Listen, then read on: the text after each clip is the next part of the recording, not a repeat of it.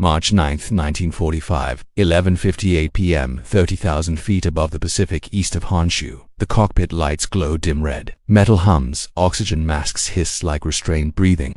You can almost feel the vibration in your teeth.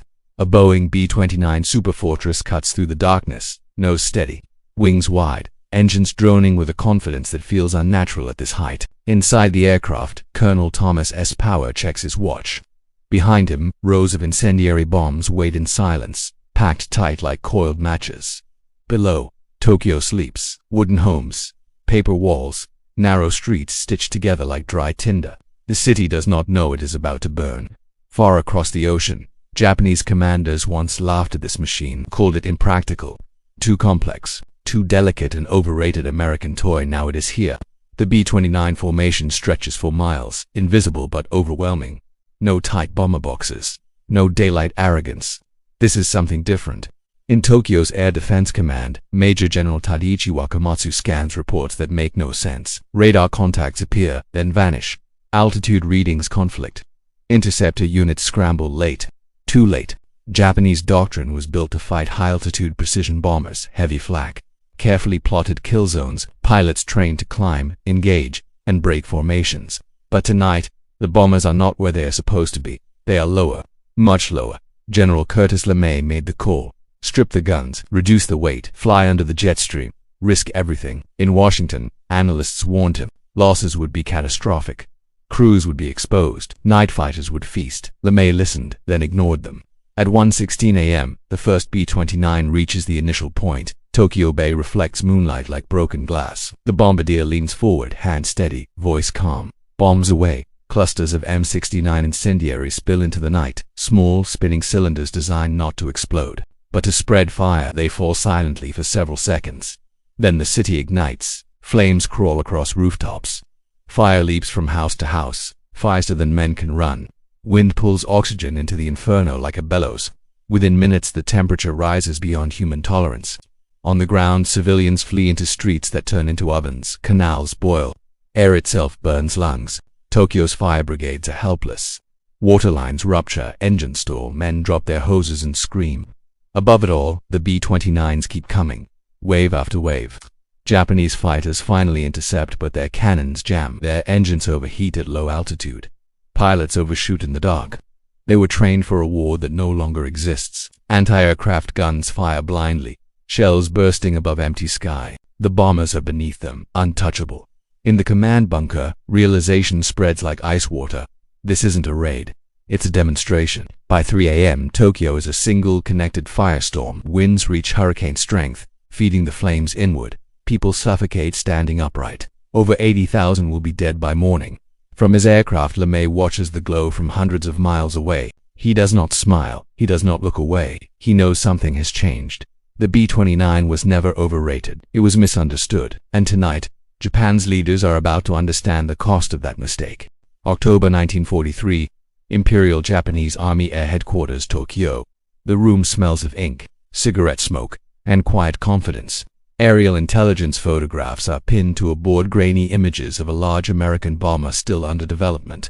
Long wings, pressurized fuselage. 4 engines bigger than anything Japan has ever built. A staff officer taps the photo with a pencil. Too large, he says. Too slow. Too complex for mass production. Several commanders nod. The Americans, they believe, rely on excess. Big machines, soft crews, fragile logistics. The bomber has a name now, B-29 Superfortress, and Japanese analysts dismiss it as a propaganda weapon more than a practical one. Their reports conclude the aircraft will struggle with range, that its engines will overheat, that its maintenance demands will cripple deployment. Most importantly, they believe Japan's air defense is carefully layered, disciplined, proven will, shredded. High-altitude bombers are predictable. They fly straight. They need daylight. They depend on formation. Japan knows how to fight that war. What they do not see is the shift already happening inside American strategy rooms. In the deserts of Kansas and the jungles of India, crews train relentlessly. Engines fail, planes crash, men die. The B-29 earns its reputation the hard way. But with every disaster, engineers learn. Alloys are improved, cooling systems redesigned, bomb bays optimized for something far deadlier than precision, fire. General Curtis LeMay arrives in the Marianas in January 1945 and immediately senses the truth no one wants to admit. High-altitude daylight bombing isn't working. Jet streams scatter bombs miles from targets. Cloud cover hides cities. Japanese industry, small, decentralized, embedded in civilian neighborhoods, keeps producing. LeMay walks the flight lines at Tinian and Saipan, talks to crews, studies damage reports. Then he makes the decision that will define the war. He orders most offensive guns removed, reduces crew weight, increases bomb loads, night raids, low-altitude incendiaries. His staff is stunned. This violates everything written in manuals, everything taught at Maxwell Field. LeMay doesn't care. If we don't end this war, he says quietly, we're going to have to invade Japan, and 1 million men will die. Back in Tokyo, intelligence finally catches fragments of the truth. Reports from China describe strange raids, bombers appearing at unexpected altitudes, fires spreading faster than anyone thought possible. But Japanese leadership hesitates. To admit the B-29 is effective is to admit strategic failure. To change doctrine now would be to confess years of miscalculation, so they delay. They argue. They cling to assumptions forged in earlier victories. Meanwhile, American crews adapt with terrifying speed.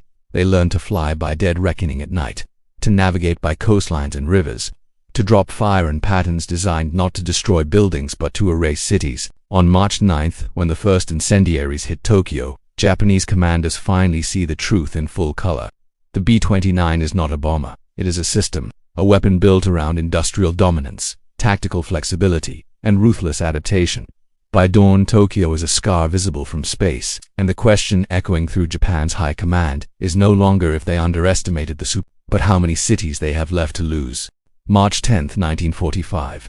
4:42 a.m. Imperial General Headquarters, Tokyo. Ash drifts through broken windows like gray snow. Officers stand in silence, uniforms stained, eyes rimmed, red not from sleep loss but from smoke. Maps of Tokyo lie on tables, edges curled from heat, entire districts marked with crude black circles.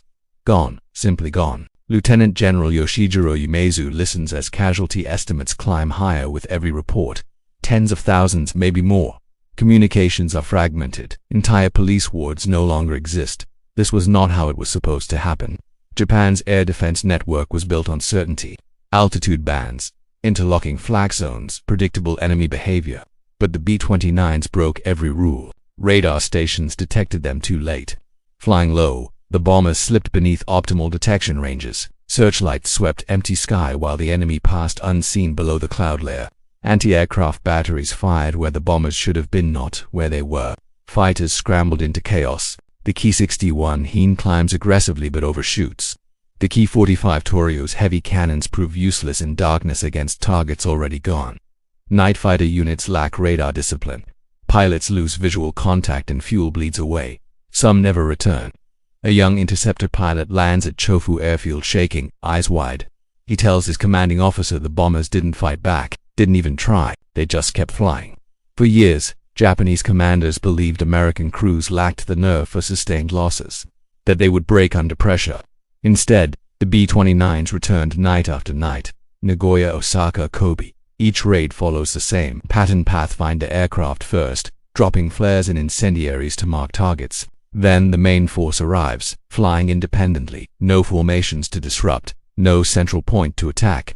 Fire spreads faster than any response. Japan's urban construction becomes its own executioner. Wooden beams ignite instantly. Tatami mats burn like kindling. Paper walls vanish in seconds. Firestorms generate their own weather. Survivors describe wind strong enough to knock people down. Oxygen sucked from lungs. Mothers losing grip on children in the rush of air. The military can do nothing but watch. Emergency meetings multiply. New directives are issued daily, then contradicted by the next morning's reality.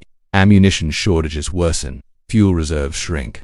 Replacement pilots receive hours of training instead of months. Still, leadership clings to hope. Perhaps this is a temporary tactic. Perhaps the Americans cannot sustain it. Perhaps losses are heavier than reported. Then reconnaissance photographs arrive. Entire wards reduced to uniform gray. Factories erased along with homes. Rail lines twisted by heat. Worst of all, American losses are minimal. The truth settles in like a sickness. Japan cannot stop this. The B-29 has removed distance, altitude, and night as shields. There is no safe hour, no safe city. Civil defense collapses. Evacuation orders come too late. Rural areas flood with refugees carrying nothing but burnt clothing and silence. Inside the government, fear replaces certainty. If incendiaries can do this, what else can the superfortress carry? Whispers begin. Rumors of a new bomb. Something heavier. Something final. For the first time, Japanese commanders understand they are no longer controlling the pace of the war. They are reacting to it. And somewhere in the darkness over the Pacific, B-29 crews are already lining up their next targets. Guam, April 1945. 2:30 hours. The operations room smells of sweat, coffee, and hot electrical wiring. Maps cover the walls, Japan outlined in grease pencil. City names circled, crossed out, circled again. Red pins cluster over Honshu like an infection. General Curtis LeMay stands with his hands on the table, shoulders hunched, jaw clenched. He hasn't slept properly in weeks. Around him, staff officers argue in low voices. Civilian casualties are unprecedented. The moral cost is incalculable. International reaction could be severe. LeMay listens without interruption. He has already done the math. High-altitude precision bombing would take years. A naval blockade would starve millions slowly. An invasion operation downfall would be slaughter. He points to the map. This war ends one of two ways, he says. Either we burn their cities now, or we bury our boys on the beaches later. Silence follows. LeMay knows history will judge him. He also knows history does not attend funerals. The B-29 is his instrument, but it is also his responsibility. Every crew lost weighs on him. Every burning city does too. Yet the results are undeniable. Japanese aircraft production plummets, transportation collapses, civil morale fractures, and still the enemy does not surrender. In Tokyo, Emperor Hirohito receives reports he was never meant to see. Pages describing burned districts, cremated neighborhoods, and casualties too vast to comprehend. The Home Ministry struggles to maintain order. Food shortages worsen. Children are evacuated into the countryside, many never seeing their parents again. Japan's leadership debates peace in whispers, not meetings. Meanwhile, American crews fly. They watch cities turn into oceans of flame. They smell burning flesh through oxygen masks. They write letters home they never send. One bombardier later admits he stopped counting targets after the third raid. I couldn't, he says. They all looked the same. LeMay authorizes more missions, different cities, same outcome. The superfortress proves adaptable beyond imagination. Navigation improves, bomb loads increase, tactics evolve with brutal efficiency. Japanese defenses continue to decay. Guns without shells, planes without fuel, pilots without hope. Still, some officers cling to faith in sacrifice, in endurance, in divine wind. Kamikaze units are expanded. Civilian militias are armed with bamboo spears. School children practice evacuation drills that cannot save them. The war has entered its terminal phase. In private moments, LeMay wonders how far this must go. He knows something else is coming, something held tightly by scientists in guarded bases. A bomb that will make firestorms look primitive. The B-29 will carry it too. For now, the raids continue, because stopping would mean hesitation, and hesitation would mean prolonging the inevitable. As April turns to May, Japan's cities burn one by one, and the final threshold draws closer.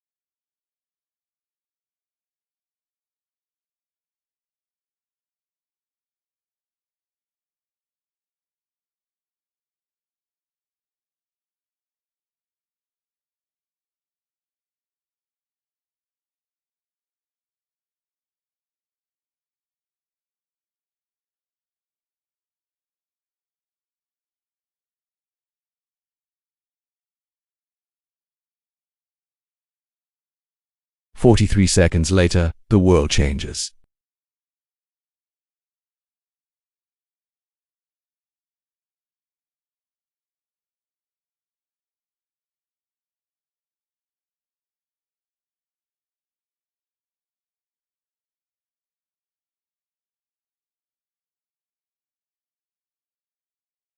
No fires like before.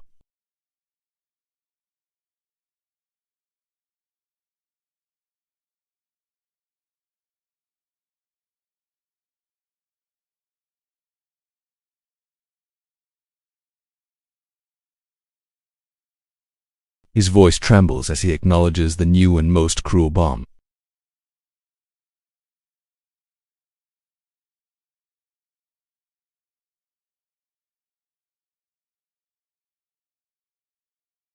The confident dismissals.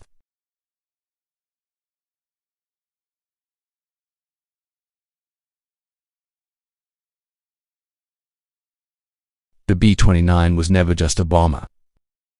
It was the physical expression of an industrial civilization at full momentum.